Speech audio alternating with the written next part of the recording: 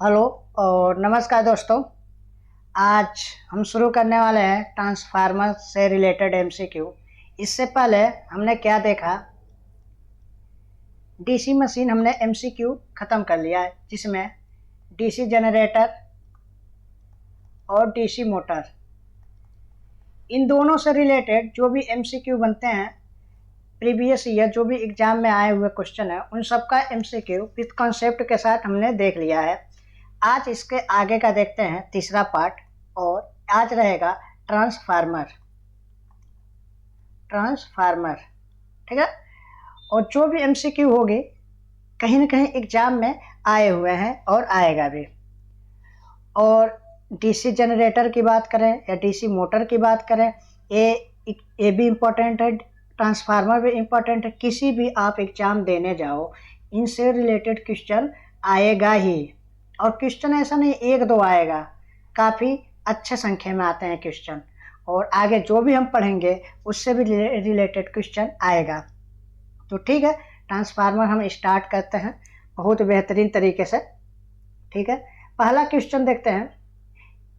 और हर एक question exam में आया हुआ है, हर एक क्वेश्चन एग्जाम में क्या है, आया हुआ है। ऐसा नहीं है कि कोई भी क्वेश्चन आप ये कह सकते हो कि एग्जाम में नहीं आया है। ठीक है ना। ये जो क्वेश्चन है, एक जो क्वेश्चन है एचपीसीएल में आई है, एचपीसीएल में आई है।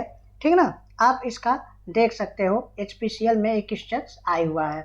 अब देखो क्वेश्चन से क्या है, सबसे पहले ना हमें क्या हो, ध्यान से क्वेश्चन पढ़ना है, जाके आंसर और उससे रिलेट करके और भी क्वेश्चन को हम तैयार कर सकें। ठीक है। फर्स्ट क्वेश्चन क्या है, एक ट्रांसफार्मर है 300 वाट। कितनी वाट है? 300 watt. As a iron loss at full load. Iron loss full load पर ट्रांसफार्मर कितनी वाट है? 300 watt. And iron loss at half full load is. तो सबसे पहले हम देखते हैं आयरन लॉस। आयरन लॉस होता क्या है? ठीक ना, आयरन लॉस होता क्या है? आयरन लॉस इसी को कहते हैं कोर लॉस, इसी को कहते हैं कांस्टेंट लॉस। कांस्टेंट लॉस ये जो होता है, क्या होता है, PE plus PH. Eddy current loss plus hysteresis loss को ही हम मिला के हम लोग क्या कहते हैं, iron loss. ED current loss और हिस्टैरिसीस लॉस को मिला दें तो क्या बन जाता है, आयरन लॉस बन जाता है। ठीक है ना, आयरन लॉस बन जाता है। तब देखो आयरन लॉस कांस्टेंट लॉस क्यों कहते हैं, क्योंकि ये no load, full load, no load, full load या एनी लोड, इन पे ये आयरन लॉस क्या रहती है, कांस्टेंट रहता है। कांस्टेंट रहता है आयरन लॉस, क्या रहता है, कांस्टेंट रहता है। किस पे? नो लोड, फुल लोड और एनी लोड पर, इसलिए इसे कहते हैं कांस्टेंट लॉस। अब बताओ एक कांस्टेंट लॉस किसी भी कंडीशन में, चाहे नो लोड हो या फुल लोड हो, एनी लोड हो, एक कांस्टेंट रहेगा। तो ये आयरन लॉस है, फुल लोड पर दिया है कितना, 300 वाट। फिर आयरन लॉस हाफ लोड पर पूछा है, यानी कि 1/2 हाफ लोड पर पूछा है। तो एक कांस्टेंट लॉस होती है आयरन लॉस, इसीलिए एक कांस्टेंट लॉस 300 वाट के बराबर होगा। 300 वाट का क्या होगा, इक्वल होगा। क्या आपको समझ आया कि नहीं, पहले तो ये बताओ। आयरन लॉस क्या होगा, इक्वल होगा। ठीक है ना, आयरन लॉस क्या होगा, इक्वल होगा। क्यों? क्योंकि आयरन लॉस कांस्टेंट लॉस होती है। आयरन लॉस और आयरन, देखो एक बार और देखो, आयरन लॉस क्या रहती है, कांस्टेंट लॉस रहती है। आयरन लॉस को ही कांस्टेंट लॉस कहते हैं। और इसीलिए एक किसी भी लोड पर, चाहे नो लोड हो या फुल लोड हो या कोई भी लोड हो, वो आयरन लॉस कांस्टेंट रहेगा। यानी कि आयरन लॉस की वैल्यू 300 दिया है फुल लोड पर, हाफ लोड पर भी आयरन लॉस की वैल्यू क्या होगी, 300 ही होगा। क्या होगा, 300 ही होगा।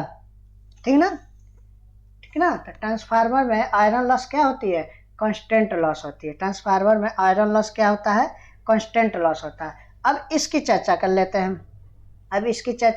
हैं, क्या है कोर लॉस। ये क्या होती है Pe प्लस PH। अब देखो कोर लॉस को ही कहते हैं iron loss, constant loss, no load loss या मैग्नेटिव लॉस, इतना नाम है इनका, ठीक ना। और Pe क्या है, Pe क्या है, ये देखो Pe क्या है, eddy current power loss, eddy current power loss. और PH क्या है, हिस्टैरिसीस लॉस, क्या है, हिस्टैरिसीस लॉस। Pe क्या है, एडी करंट पावर लॉस, और PH क्या है, हिस्टैरिसीस लॉस, हिस्टैरिसीस लॉस। तो एडी करंट पावर लॉस की फार्मूला क्या होती है, क्या होती है, KE BM square F square into TV। लेकिन मेन इतनी याद करनी है, एडी करंट लॉस बराबर KE BM square into F square. ये क्या है, एडी करंट पावर लॉस की फार्मूला है।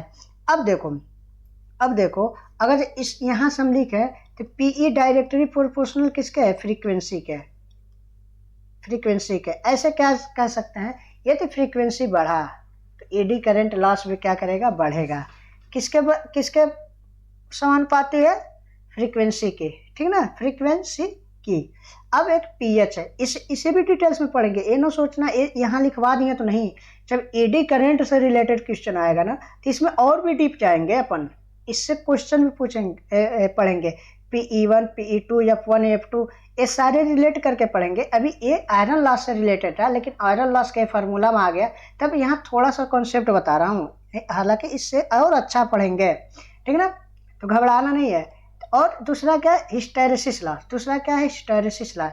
हिस्टैरिसीस लॉस क्या होती है, KH एक कांस्टेंट होती है, ठीक ना, KH BM 1.6 इंटू F। तो हिस्टैरिसीस लॉस किसके डायरेक्टली प्रोपोर्शनल होती है, तो फ्रीक्वेंसी को होती है, किसके होती है, फ्रीक्वेंसी की होती है, किसकी होती है, फ्रीक्वेंसी की होती है, किसकी होती है, फ्रीक्वेंसी की होती है हिस्टैरिसीस लॉस। और F क्या है, सप्लाई फ्रीक्वेंसी, इसे लिखवाने की जरूरत नहीं है। BM क्या है, BM क्या है, ये देखो BM है ना, maximum value of flux density, क्या है, मैक्सिमम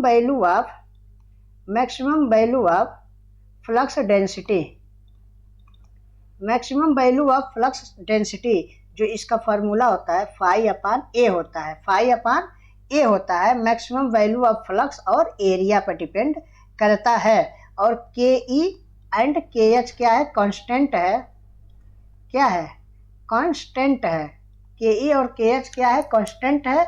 और कांस्टेंट है तो इसका फार्मूला निकल के क्या आता है, PE directly proportional to F square और PH directly proportional to F, ये रही। तो ये PE और PH का कॉन्सेप्ट जो है ना, यहाँ एकदम बेसिक ऊपरी सतह और थोड़ा सा मिला, क्योंकि फार्मूला में ये वर्ड आ गया था इसीलिए। लेकिन जब एडी करंट हिस्टैरिसीस लॉस ये जब आएगी ना तो बहुत डिटेल और डीपली पढ़ेंगे, और भी क्वेश्चन इससे आने की संभावना रहती है, उसको भी देखेंगे। तो आयरन लॉस कांस्टेंट लॉस होती है, चाहे फुल लोड हो या नो लोड हो या हाफ लोड हो, ये कांस्टेंट होती है। तो 300 वैल्यू दी हुई है, तो 300 वैल्यू हमारा राइट आंसर। यदि यहाँ 150 रहता तो राइट आंसर 150 हो जाता। ठीक है, आगे देखते हैं, उम्मीद है समझ आया होगा। ठीक है, the relation between primary winding N1, the relation between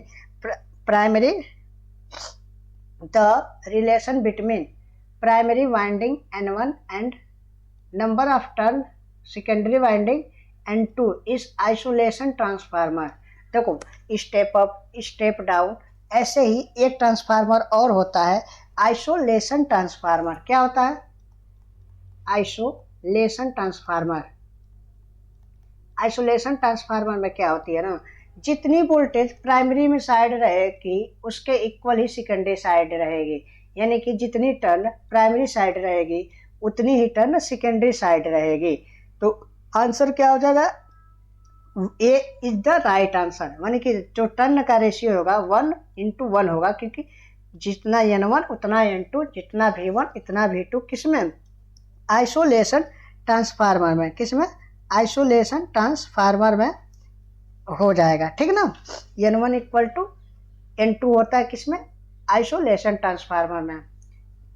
ये भी एक तरह से ट्रांसफार्मर है। ठीक है, तो ये इजी है। आगे बढ़ते हैं, या आप बताना चाहो तो बता दो। स्टेप अप, स्टेप अप और स्टेप डाउन क्या होता है? सिंपल है। स्टेप और स्टेप डाउन क्या होता है बताओ? एकदम सिंपल है। और स्टेप अप और स्टेप डाउन अगर इनको ऑटो ट्रांसफार्मर में बनाया जाए तो वो क्या होती है? इन तीनों का बहुत ही सिंपल है। स्टेप अप मतलब बढ़ाएगा, डाउन मतलब नीचे करेगा, ऑटो मतलब एक दूसरे से कंबाइंड। ठीक है, आगे देखते हैं। ये भी एग्जाम में पूछा हुआ है। अब कहोगे इतना इजी क्या? तो क्या अब मान लो 100 क्वेश्चन आती है तो 100 क्वेश्चन थोड़ी ना हार्ड होता है भाई, 100 क्वेश्चन थोड़ी ना हार्ड होता है। ठीक है, आगे देखते हैं। If the percentage impedance of the two transformer working in parallel different. देखो ट्रांसफार्मर की कंडीशन क्या होती है ना, अगर दो ट्रांसफार्मर पैरेलल में ऑपरेट कर रहे हैं ना, मतलब जोड़ रहे हैं ना, तो उसका परसेंटेज इम्पीडेंस इक्वल होना चाहिए। लेकिन यहाँ है डिफरेंट, यहाँ दे दिया है डिफरेंट। डिफरेंट में क्या हो जाएगा ना, ट्रांसफार्मर ओवर हीटेड हो जाएगा, ट्रांसफार्मर बहुत ज़्यादा क्या हो जाएगा, गर्म हो जाएगा। तो राइट ऑप्शन ए होता है। राइट ऑप्शन क्या हो जाता है? ए होता है। ठीक ना, जो पैरेलल ऑपरेशन के लिए इम्पीडेंस क्या होती है, इक्वल होनी चाहिए। पैरेलल ऑपरेशन के लिए ट्रांसफार्मर का वर्किंग जो होती है पैरेलल ऑपरेशन के लिए परसेंटेज इम्पीडेंस क्या होती है, इक्वल होनी चाहिए। लेकिन यहाँ डिफरेंट है। अगर डिफरेंट है तो क्या कंडीशन होगी, ओवर हीटेड हो जाएगी। क्या हो जाएगी, ओवर हीट हो जाएगी। दोनों ट्रांसफार्मर का शक्ति गुणक समान हो जाएगा। Parallel operation will not possible, parallel operation will still भी पॉसिबल। इन तीनों का क्या होगा, गलत होगा। और ये क्या हो जाएगा, transformer will be over heated. ठीक है, आगे देखते हैं। ये 500 केवीए ट्रांसफार्मर, ये 500 केवीए ट्रांसफार्मर, ठीक है ना, ये 500 केवीए ट्रांसफार्मर है constant loss of 500 watt and क्या है, 500 केवीए ट्रांसफार्मर दिया है, कांस्टेंट लॉस दिया है 500 वाट। अब कांस्टेंट लॉस क्या होता है बताओ? कांस्टेंट लॉस फुल लोड या नो लोड या हाफ लोड पर कांस्टेंट रहेगा, क्योंकि ये कांस्टेंट लॉस है। कांस्टेंट लॉस को क्या कहते हैं, core loss, iron loss, no load loss, constant loss और मैग्नेटिक लॉस, इतना कहते हैं इसका। And copper loss, copper loss को वेरिएबल लॉस कहते हैं, क्योंकि ये लोड घटने बढ़ने से वेरिएबल करता रहता है। कितना है, 2000 watt. Then at watt load is the efficiency of maximum. Maximum efficiency के लिए एक फार्मूला होती है और इससे क्वेश्चन आता ही है। केवल कुछ करना नहीं है, फार्मूला वैल्यू पुट करना रहता है और आंसर मिल जाता है। मैक्सिमम दक्षता के लिए एक फार्मूला होती है, मैक्सिमम इफिशियंसी के लिए एक फार्मूला होती है। क्या होती है देखो, full load into iron loss, full load into iron loss बटा में copper loss. Full load into iron loss upon copper loss होती है मैक्सिमम इफिशियंसी के केस में।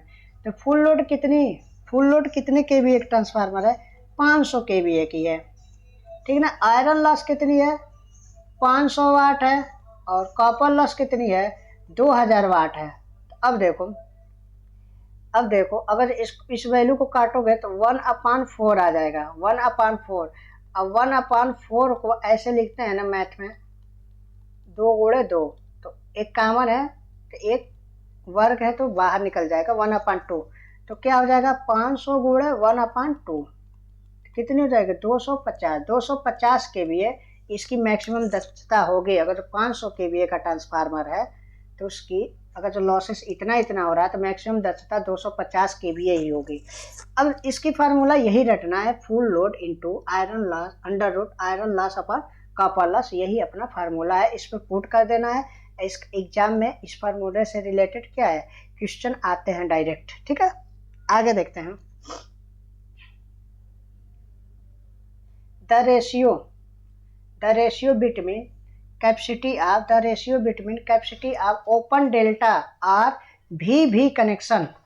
The ratio between capacity of open delta या VV connection and capacity of A delta connection is, मतलब open delta connection में delta connection के समकक्ष में कितनी वैल्यू आएगी, कितनी वैल्यू आएगी, तो देखो ध्यान से, देखो ध्यान से,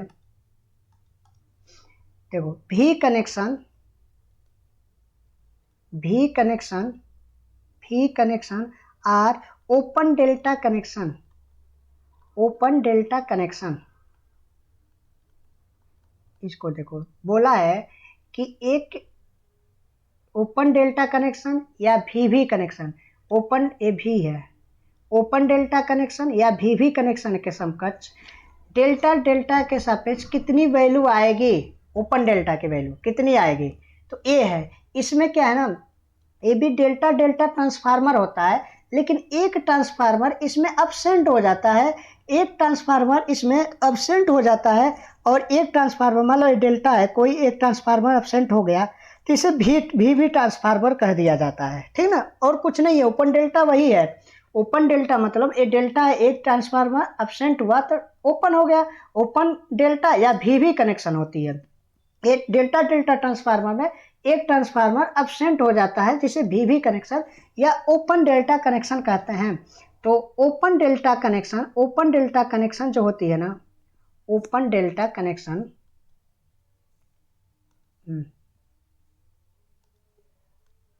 ओपन डेल्टा कनेक्शन जो होती है ना, वो कितनी होती है, 57.7% ऑफ डेल्टा डेल्टा कनेक्शन के कितनी वैल्यू होती है, 57.7% ऑफ डेल्टा डेल्टा के कनेक्शन के वैल्यू के इक्वल होती है। कौन सा, ओपन डेल्टा कनेक्शन, यानी कि ए वैल्यू। अगर ए वैल्यू नहीं दिया होता तो मान लो ऐसे एक वैल्यू लगभग क्या लिखते हैं, 58% लिख देते हैं आप डेल्टा डेल्टा कनेक्शन के, ओपन डेल्टा, ठीक ना। तो ए वैल्यू होती है, ये डेल्टा डेल्टा ट्रांसफार्मर होता है, एक ट्रांसफार्मर अब्सेंट होने की वजह से ऐसा हो जाता है, ठीक है। आगे देखते हैं, transformer are device which transform electrical energy from one electrical circuit to another. ये बात तो सही है, एक इलेक्ट्रिकल सर्किट से दूसरे इलेक्ट्रिकल सर्किट में ट्रांसफर करता है। These two circuit are electrically isolated from each other. Transformer are, transformer ये भी देखो पावर को क्या करता है, एक सर्किट से दूसरे सर्किट में एनर्जी को बदलता है, और एक दूसरे से आइसोलेटेड भी होते हैं, ठीक ना, कोर के माध्यम से जुड़े रहते हैं, ठीक ना, कोर के माध्यम से क्या रहते हैं, जुड़े रहते हैं मैग्नेटिकली। तो ट्रांसफार्मर के देखो रोटेटिंग डिवाइस है, ट्रांसफार्मर क्या बताओ, ट्रांसफार्मर निम्न में से क्या है, रोटेटिंग डिवाइस है, पहला खत्म, रोटेटिंग डिवाइस है, पहला खत्म। स्टैटिक डिवाइस है, स्टैटिक डिवाइस है, working of principle of mutual induction. Transformer working mutual induction के सिद्धांत पर काम करता है, और स्टैटिक डिवाइस है, सेल्फ इंडक्शन पर काम नहीं करता है। तो ऑप्शन अपना क्या हो जाएगा, बी हो जाएगा, ठीक है ना। आगे देखते हैं, उसी का ऑप्शन है which is incorrect statement unlike shell type transformer core type transformer. मतलब सेल टाइप के ट्रांसफार्मर के विपरीत कोर टाइप के ट्रांसफार्मर में क्या होता है, कम लॉस होती है। क्या होता है, कम लॉस होती है। क्या होता है, कोर टाइप में कम लॉसेस होती है। कोर टाइप में क्या होता है, कम लॉसेस होती है, ठीक ना। कोर टाइप में कम लॉसेस होती है। सेल टाइप में दो चुंबकीय पथ होती है, जबकि कोर टाइप में एक ही चुंबकीय पथ होता है, ठीक है ना, एक ही चुंबकीय पथ होता है। और इसमें एक लिंब होती है सेल टाइप में, बीच में एक लिंब होती है ना, वो दोनों लेग या लिंब से क्या होती है, थोड़ी चौड़ी होती है, थोड़ा क्या होता है, चौड़ी होती है। कौन, सेल टाइप में। अब कोर टाइप में दो ही लेग या लिंब होती है, ठीक ना। और सेल टाइप में एक ही लिंब पर क्या होती है, कंसंट्रेशन वाइंडिंग की जाती है, जबकि कोर टाइप में दोनों पर वाइंडिंग की जाती है, ठीक है। आगे देखते हैं, तो कोर टाइप में सेल टाइप की अपेक्षा क्या होता है, कम लॉसेस होती है, ठीक है, कम लॉसेस होती है। Open circuit test to transformer give. Open circuit test ना क्या देखा, हिस्टेरेसिस लॉस और एडी करंट लॉस का योग देगा। देखो ओपन सर्किट टेस्ट जो होती है, ओपन सर्किट टेस्ट है ना, आयरन लॉस को बताता है। किसका, आयरन लॉस को बताता है। आयरन लॉस मतलब कोर लॉस। इसकी फार्मूला क्या होती है, Pe प्लस पी एच, यानी कि इन दोनों का सम देगा ऑप्शन सी, ऑप्शन सी, ठीक है ना। ओपन सर्किट में हाई वोल्टेज साइड को ओपन रखते हैं, हाई वोल्टेज साइड को ओपन रखते हैं, इसका जो जो जो भी मीटर वगैरह लगाई जाती है यानी कि परफॉर्म किया जाता है, एलवी साइड करते हैं, एलवी साइड करते हैं, ठीक ना। इसमें ये भी इंपॉर्टेंट है, ठीक है। Which of the following connection is best suitable for 3 phase 4 wire. देखो 3 फेज के लिए डेल्टा, 4 फेज के लिए स्टार, क्योंकि स्टार में एक न्यूट्रल भी रहता है, ठीक ना। तो डेल्टा स्टार कनेक्शन, क्या डेल्टा स्टार कनेक्शन ऑप्शन नहीं है, लेकिन डेल्टा स्टार कनेक्शन हो जाएगा, ठीक है ना, डेल्टा स्टार कनेक्शन। आगे देखते हैं, डेल्टा स्टार कनेक्शन हो जाएगा, ठीक ना। आगे देखते हैं क्या है, a delta delta connected 3 phase transformer can be connected in parallel with. Delta delta के लिए ऑप्शन स्टार स्टार हो जाएगा सी। अब देखो कुछ चीजें रट लेनी है समझ के। अब देखो, एक होती है कनेक्शन, एक होती है कनेक्शन, और एक होती है कलांतर यानी कि फेज एंगल, फेज एंगल, ठीक ना। अब देखो एक डेल्टा डेल्टा कनेक्टेड है, 3 phase transformer connected parallel with, क्या हो जाएगा, स्टार स्टार हो जाएगा, क्या हो जाएगा, स्टार स्टार हो जाएगा, क्या हो जाएगा, स्टार स्टार। अगर डेल्टा डेल्टा कनेक्टेड ट्रांसफार्मर है तो क्या हो जाता है, स्टार स्टार ट्रांसफार्मर हो जाता है। अगर स्टार स्टार रहेगा तो क्या हो जाएगा, डेल्टा डेल्टा हो जाएगा। स्टार डेल्टा रहेगा तो स्टार डेल्टा है तो उसका अपोजिट मतलब होती है, ठीक ना। तो यहाँ क्या है, डेल्टा डेल्टा मतलब स्टार स्टार कनेक्शन हो जाएगा, ठीक ना। समांतर में समायोजित किया जा सकता है स्टार स्टार में डेल्टा डेल्टा को। अगर स्टार स्टार रहता तो डेल्टा डेल्टा आंसर सही रहता। अब कनेक्शन देखो, अगर जो स्टार डेल्टा कनेक्शन है, स्टार और डेल्टा कनेक्शन है, इनके बीच में जो कलांतर फेज एंगल होगा ना 30 डिग्री की होती है। अगर जो डेल्टा स्टार है, अगर डेल्टा स्टार है तब भी क्या रहेगा, 30 डिग्री रहेगा। अगर जो स्टार स्टार है, स्टार स्टार है तो 0 डिग्री हो जाएगा, और ठीक ना। और डेल्टा डेल्टा है तो 0 डिग्री हो जाएगा, क्या हो जाएगा, 0 डिग्री हो जाएगा, क्या हो जाएगा, 0 डिग्री हो जाएगा। अगर स्टार और जिग जैग है, स्टार और जिग जैग है, टेढ़ा मेढ़ा कनेक्शन है तो 180 डिग्री हो जाएगा। तो ये रही याद करने वाली चीजें। यानी कि यहाँ क्या देख रहे हो, अगर सेम है जैसे स्टार स्टार डेल्टा डेल्टा तो 0 डिग्री मिल रहा है, ये तो याद हो गई।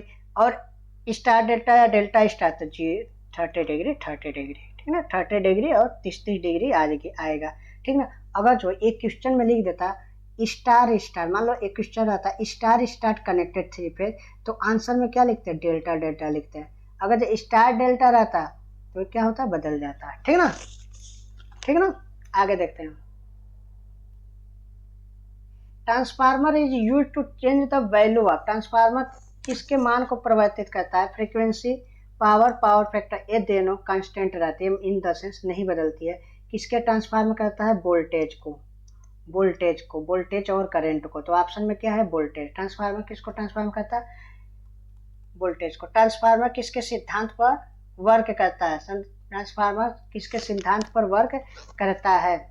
क्या होगा यदि नंबर ऑफ टर्न ट्रांसफार्मर को बढ़ा जाए तो ईएमएफ पर क्या फर्क पड़ेगा। ट्रांसफार्मर का ईएमएफ की फार्मूला क्या होता है बताना, ठीक है ना।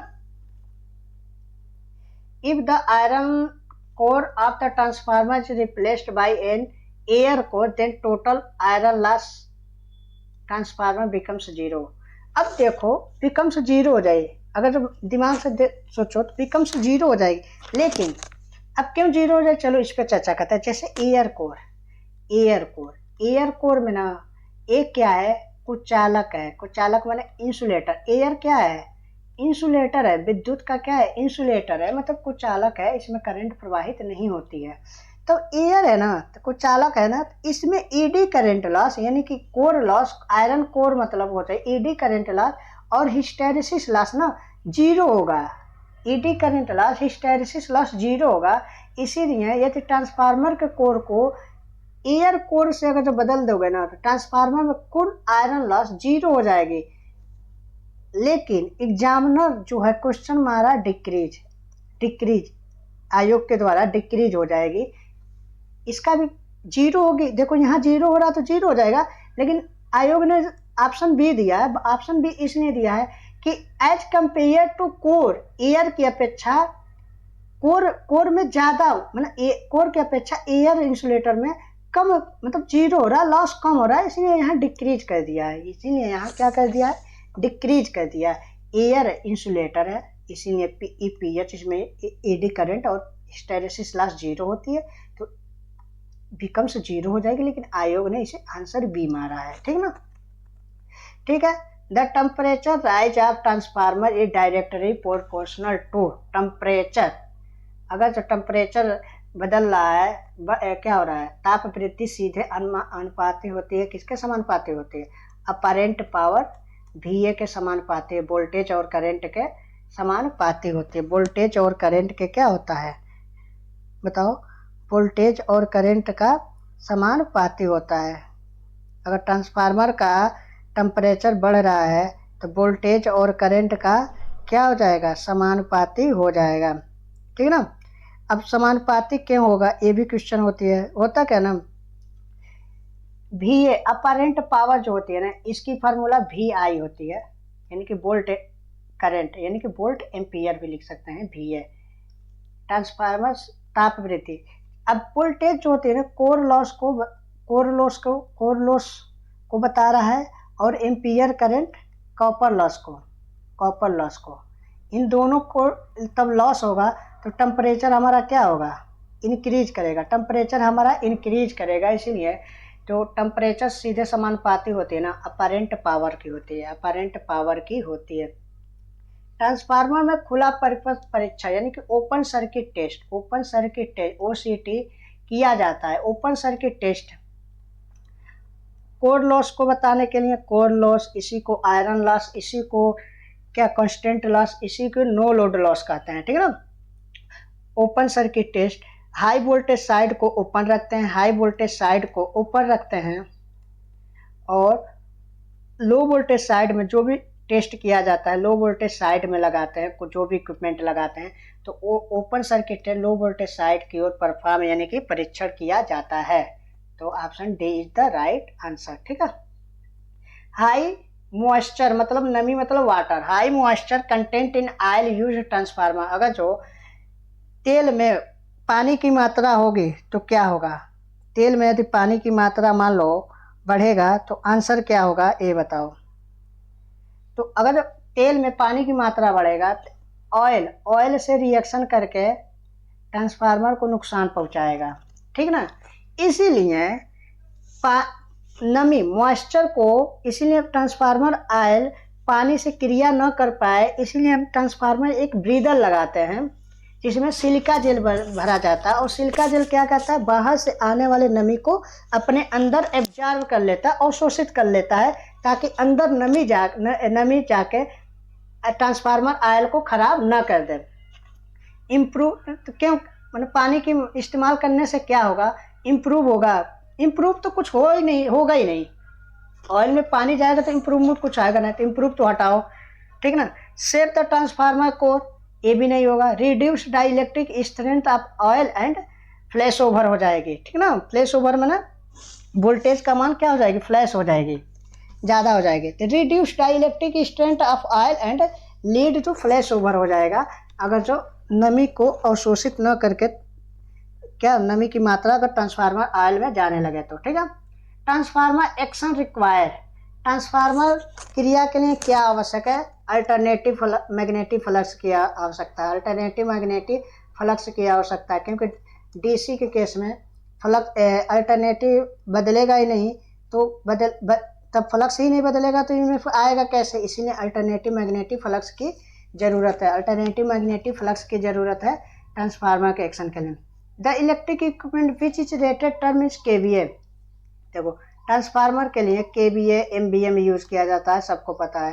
ट्रांसफार्मर के लिए KVA MVA, रिएक्टर के लिए MVAR, रिएक्टर के लिए क्या हो जाता है, MVAR, रिएक्टर के लिए क्या हो जाता है, MVAR, संधारित्र के लिए फैराड, संधारित्र के लिए फैराड, इसका इकाई है फैराड, संधारित्र के लिए फैराड, यानी कि कैपेसिटर, ठीक है ना। और मोटर के लिए एचपी में कि इतने 5 एचपी की मोटर, 10 एचपी की मोटर है, 100 केवीए का, 500 एमवीए का ट्रांसफार्मर है, कैपेसिटर को इसमें और रिएक्टर को एमवीएआर, ठीक है ना, एमवीएआर रिएक्टिव पावर को दर्शाती है। तो आंसर क्या है, केवीए ट्रांसफार्मर के लिए केवीए यूज किया जाता है।